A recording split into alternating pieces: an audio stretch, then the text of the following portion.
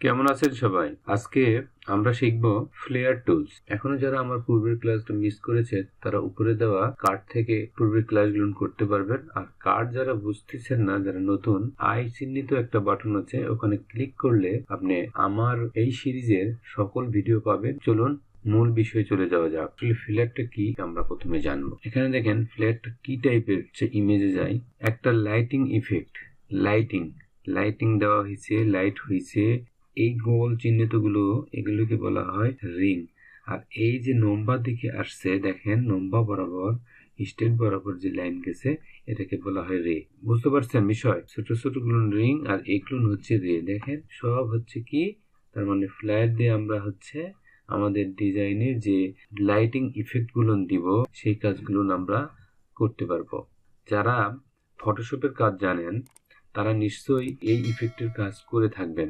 এটা দেখা যায় কোনো সমুদ্র পৃষ্ঠে যদি কোনো ছবি উঠানো হয়, বিকালের দিকে ছবি উঠালে সূর্যটা কিছু কিছু আসে, ব্রাইট করানো, সূর্যের একটু রিফ্লেক্ট যখন হয় তখন ছবির কোয়ালিটিটা অনেক সুন্দর হয়। তো ওই কাজই হচ্ছে আমরা ইলাস্ট্রেটর দিয়েও করতে পারি। ইলাস্ট্রেটরে দেখা গেছে আমাদের যখন লোগো ডিজাইন করব, লোগোতে কিছু ইফেক্ট দেওয়ার জন্য, লাইটিং ইফেক্ট দেওয়ার জন্য এই ফ্লেয়ার টুলসটি ইউজ হয়। আমরা এখন আর কথা বলবো না, এখন আমরা চলে যাব ফ্লেয়ার টুলসটা দেখি কিভাবে ড্র করা যায়। আর এখানে আমি একটা রেক্টেঙ্গেল ড্র করব, কারণ আমি কালার দিব, রেক্টেঙ্গেলের একটা কালার দিব আমি এখানে। এই কালারটাই দেই, ওকে। পরে কালার চেঞ্জ করব। আমি আগের ক্লাসেই বলেছিলাম ফ্লেয়ার টুলসের কাজ আমি পরে দেখাবো, সেই পরিপ্রেক্ষিতে আজকে ক্লাসটা দেখানো। আচ্ছা, এখানে রাইট বাটন ক্লিক করে দেখেন ফ্লেয়ার টুলস নিয়ে আমি জাস্ট ক্লিক করব। দেখেন তো এখানে যে এই লম্বা চিহ্নিত যে দাগগুলো দেখতে পাচ্ছেন, এটাকে আমি বলছিলাম রে। আর হচ্ছে মাঝখানে যে গোল গোল চিহ্নিত থাকবে ওটাকে বলেছিলাম আমি রিং। ক্লিক করে ছেড়ে দিয়েছি, হালকা একটু কালার ইফেক্ট করছে। আমরা কিন্তু এই প্রতিটা পার্টকে আমরা কিন্তু কন্ট্রোল করতে পারি। প্রথমে ফ্লেয়ার কমান্ড নিতে হবে, এখানে জাস্ট ক্লিক করব লেফট বাটন, তখন আমাদের কাছে এই উইন্ডোটি চলে আসবে।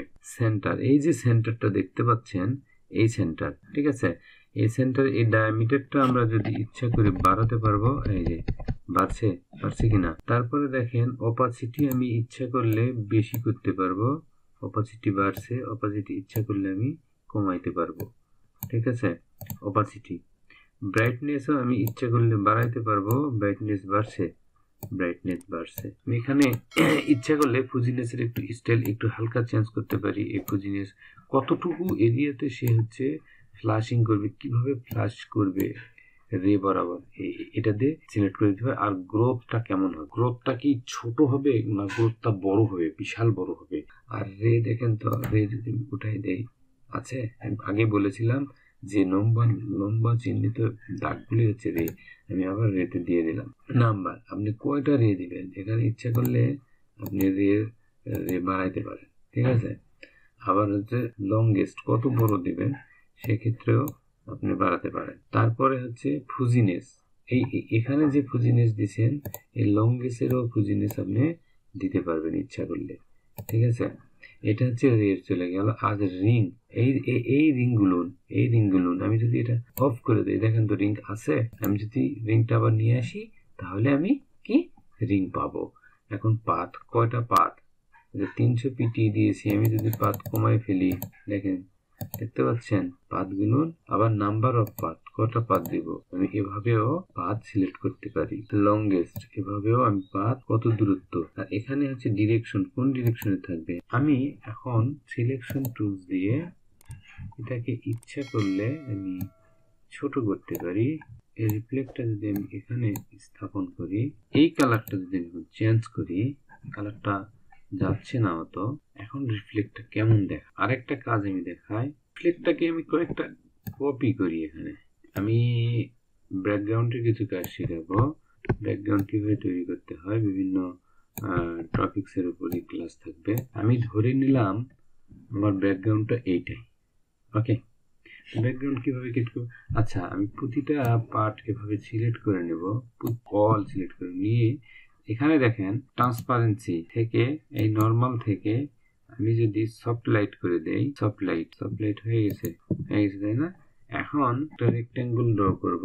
এই এখান থেকে এই বরাবর আমি একটা রেক্টেঙ্গল ড্র করব। করে আমি অল সিলেক্ট করব। সিলেক্ট করে রাইট বাটন ক্লিক করে মেক ক্লিপিং মার্ক। দেখেন তো এটা কি আমরা ব্যাকগ্রাউন্ড হিসেবে ইউজ করতে পারি? এখানে কিন্তু তেমন কোনো কাজই করিনি। ওকে, ব্যাকগ্রাউন্ড হিসেবে ইউজ করা যায়। এই ফ্লেয়ার টুলস নিয়ে আরো অনেক কিছু ইফেক্টের কাজ আমরা করব যখন প্রজেক্টের কাজ করব। আজ এই পর্যন্ত।